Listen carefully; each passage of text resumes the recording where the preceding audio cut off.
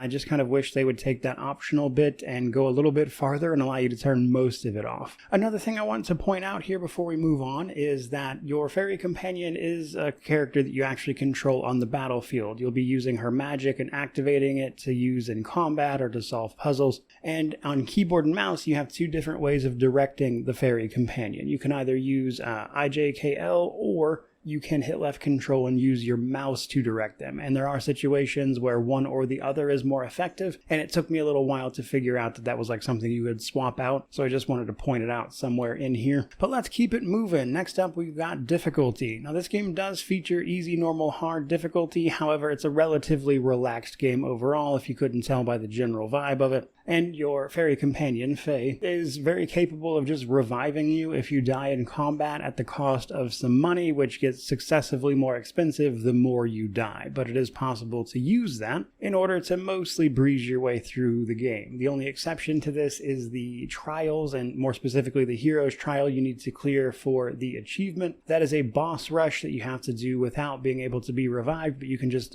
bring in a bunch of potions with you, so it's also not super difficult.